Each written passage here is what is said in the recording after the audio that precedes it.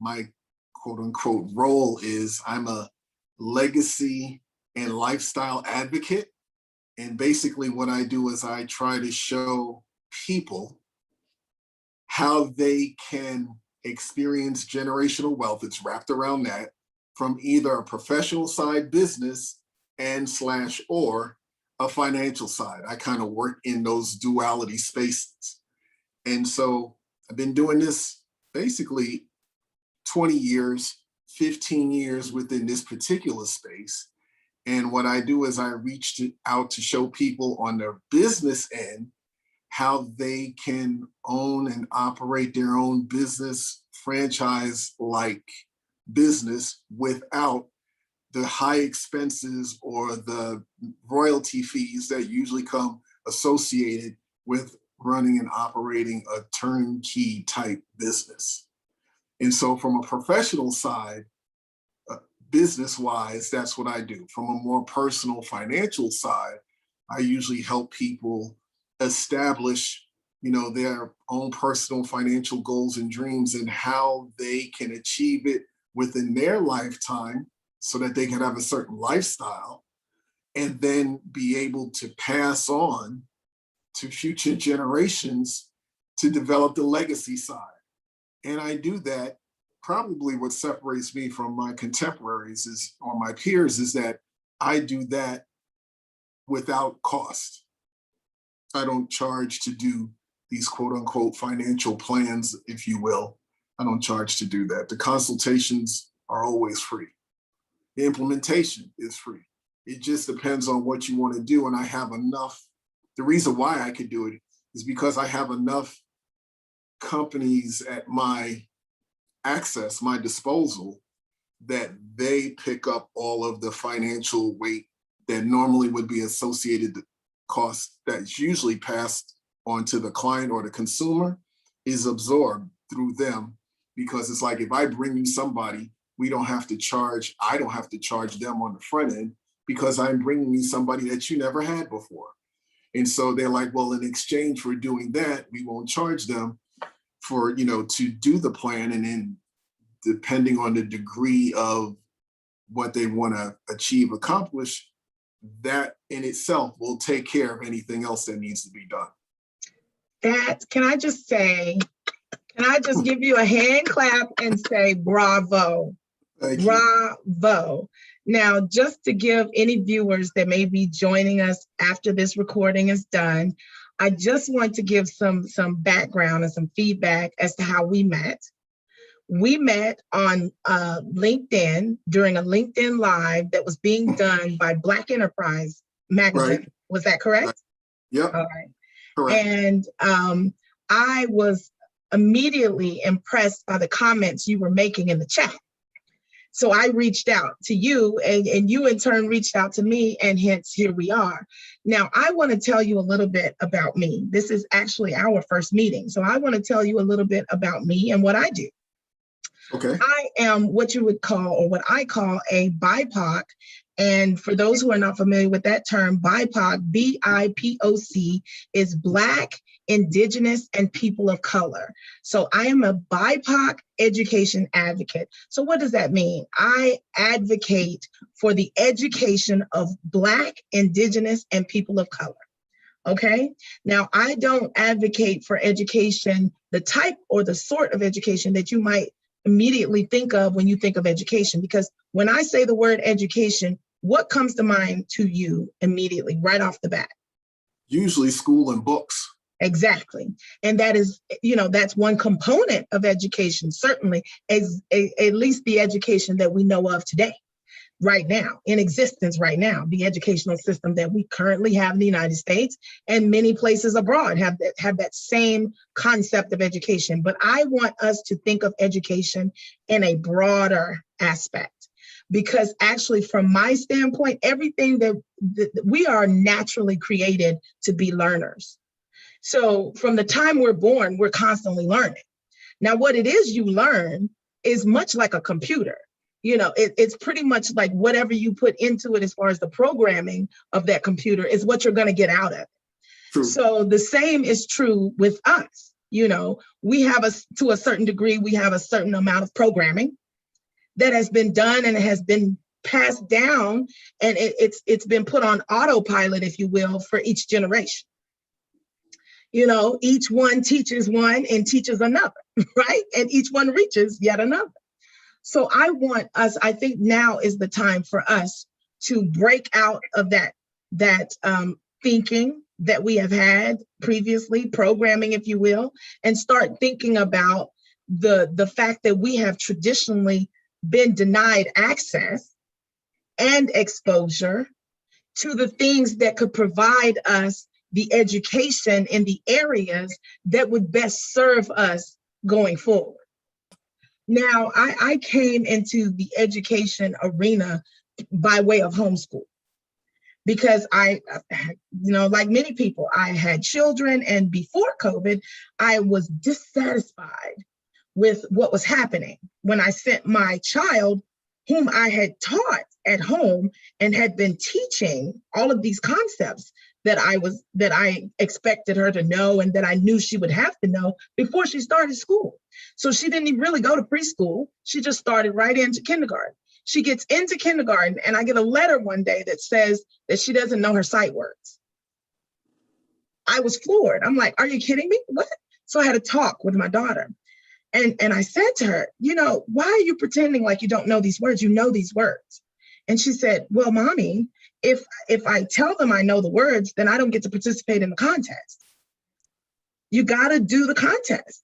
You got to only know the words that are due on the first week of the month, or you don't get to participate. I said, well, why don't you just show them that you know it all? She said, but then all the other kids won't like it. Okay, so now what am I sending you to school to do? Am I sending you to school to learn how to fit in? Or am I sending you to school to be your best and to learn what it is you need to learn to be your best?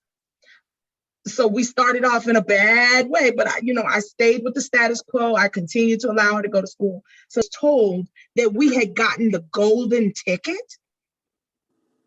I was told by so many that we had gotten the golden ticket, like Willy Wonka and the Chocolate Factory. Well, let's just suffice it to say, it was a wonderful school. It was, but I started thinking about what about all the people who didn't get the golden ticket? If circumstances had not lined up the way that they did, we wouldn't have gotten the golden ticket either, because we didn't even know that the school existed. And then once we did know that the school existed, the only way into the school was the lottery. That was the only way. Once you get in, you're in. And that's what they told me, a lot. They repeated that over and over. Once you're in, you're in. So once you get in first grade or kindergarten, you're happy because you get to stay there all the way through to middle school. And then you have a path. Let me tell you about the path. There was a path, a learning path or a trajectory that once she was in that, this school was a feeder school to the middle school that was also exclusively for the children who had gotten to the feeder school in the lottery. Do you understand what I'm saying? That's crazy. Look at the exclusivity here. So my child went to school in her early years alongside, the sons and daughters of stars and celebrities and political figures, this, that, and the third. Okay, but what about those of us who don't have access to that? What about that? So you fast forward a few more years, and I just was not happy with the level of learning she had received, and yet she was a straight A student for all intents and purposes, and she was slowly becoming a household name for her creative ability and her acting skills and her singing. Okay. So it was more to the fact that they were more focused on that and what she was doing in that respect, as opposed to her grades. Yeah. And I was I was like, no, let me tell you, no, I'm not about that. I need you to kind of at least be able to string together two sentences, in an intelligible manner, and not that she couldn't. I'm just saying, it became like, what are we focused on here? And then when her grades started to dip a little bit because they were having, her participate in more of those activities, they said, oh, no worries. By now she's in a private school. Okay. No worries. We'll get her all caught up. getting her caught up meant that she was given chance and chance and chance again to get the right answer after being told the right answer. Just got to do it on a test. So I ask you, Joe, what was the benefit in that? So I thought, well, I can do that myself. I can do that myself, because if I had never known about a school system, how would I educate my child? If you had never known that you were supposed to send your child, if the law didn't tell you that you were supposed to send your child somewhere and let someone else teach them, what would you do? You would do what your child needed you to do. You would find out the information. And let's face it, we live in the most wonderful time right now with the advent of technology and the internet. We are no longer stuck at having to learn one way, okay? And we are all different, and we all learn differently, and we all have different interests. And we are now not even confined to our state, the borders of our country. We are now able to reach people and learn things from all around the globe. So that is where the premise of achievers, because at the end of it all, we all want to achieve something. Joe, whether we want to achieve generational wealth, or whether we just want to achieve a lifestyle and a current lifestyle that is more comfortable, that gives us peace and joy and pleasure and allows us to be our unique selves, whatever that is, we are all achievers.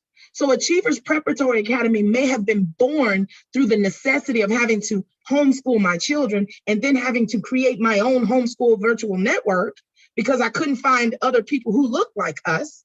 I couldn't find families who looked like ours, who were doing what we were doing, who believed what we believed. So, and then I'm coming from a background of corporate America.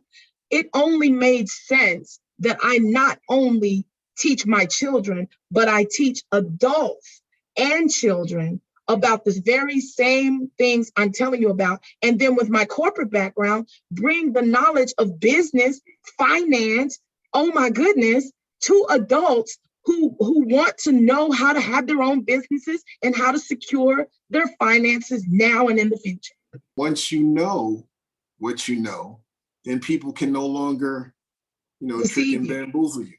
No, they can't deceive you. I mean, once you know it, you know, because at the end of the day, truth is something that is constant. Now, you can write this down, because anybody who knows me has heard me say this a dozen or 100 times. Truth is constant. It doesn't change for me, and it doesn't change for you. Now, your perception of the truth can certainly change, but the truth in and of its core and in and of itself is foundational, and it does not change. Now, you may not like the truth, so you may want to twist the truth, but the truth still remains. And the litmus test of those things that are true is whether or not it's true today, tomorrow, yesterday, and forevermore. Because it's what? It's constant. It's the truth. It's constant. It's the truth. Like, wood is wood. You know what I'm saying? But it turns into paper, but it's still started as wood. The truth is the truth. You know what I'm saying? So I love that. I love that we are doing this. I wanted to come on and just record a little bit about you, a little bit about me, because we're going to, this is basically going to be a teaser, because I want to invite you to our podcast. I didn't mention that we're doing a lot of things here. We're doing a lot of big things. The main thing that we are doing is creating a network of collaborations and allyships that further move our people forward with regard to that education I'm speaking about. And part of that education encompasses so many different areas with which we have not had the access or the exposure to know the difference. And let's face it, ignorance is just a lack of what? Knowledge. Or a lack of information, right? So if we can eliminate the ignorance, by that I mean by providing the knowledge and the information, then our people can make wiser choices and decisions in the future. Everybody's talking about this shift that's happening in the BIPOC community. Everybody's talking about the shift of wealth and how the last shall be first and this, that, and the third. Well, let me tell you, if the last becomes first, but the first don't know where to go, they'll wind up being last. It's gonna be last again. Okay? If you are put in a position of leadership and you don't know how to lead, you yourself don't know how to determine which way you should go, then those behind you falter as well. You know what I'm saying? So I'm all about helping our community, our people, rethink and reconceptualize what education means. Now, I'm not telling everybody to run out and take your kids out of school. I'm not saying that. What I'm saying is re-examine what it is you want to get out of education as you know it. And then be honest and do an honest assessment and be honest about whether or not what you expect to get from the education that you currently know exists and is currently available to you and you currently have access to, is it going to get you where you want to be? And then I want you to ask yourself, do you have concrete examples of how it was done that way for someone else? Now, I don't mean the unicorns, those Oprahs, those Tyler Perrys. I'm not trying, listen, that is not the whole of our community. We all know what the whole of our community looks like. So if the whole of our community can't get to the summit, what good is it? You're going to get to the summit and there will be no village there with you. You understand what I'm saying? And even the man that gets to the top can only reach back and only get one, because then he got to find something else while he up there to hold on to so he can pull that one up that he's trying to pull up. But then once we get a few up there, then we all can band together and then we all can reach down and grab a few more. But what I'm saying is there has to be a path, to the mountaintop for all of us. You know what I'm saying? Mm-hmm. And when I say all of us, I am respectful of the fact that, I'm also a Christ follower. So I'm a Christian and I'm a believer. So, and I believe that those who have an ear to hear will hear. And those who want to do will do. Those who won't will get left. And that is natural selection. Nature has that every day. You look around in nature and that exists everywhere. So I'm not a savior because we've only had one of those. And I think he did it once and it was one and done. Right. So I'm not out here trying to replicate him and be another savior. But what I am trying to do is bring some real thought, some real knowledge, and some real wisdom to the scene so that we can start to break out of the mindset of where we've been before, where we've been previously. Because we can never truly imagine where it is we can go if our mind has been molded and shaped to what's been given to us. About the Savior, and that's like, he may have been one, but he got 12. And from those 12, so it's like, yeah, a team of people to lock arms. Great point. Right. So that's what I'm all about. And that's what I want to do. So that's why we came on this Zoom call today. And that's why I'm recording it. And that's why I'm going to put it up so people can watch it, so people can find out. They need to be looking for Joe. They need to be looking for Achievers Prep. My name is Stacy, but they need to be looking for us. They need to be listening for what it is we have to offer them. And they need to be locking arms with us so that they can be getting to the next level, so they can start creating that generational wealth, so they can start creating that lifestyle that you're talking about. Because, hey, I'm going to be talking to you off camera here in just a few minutes. I want to give them one more thing, since you mentioned $1 million, and actually two pieces.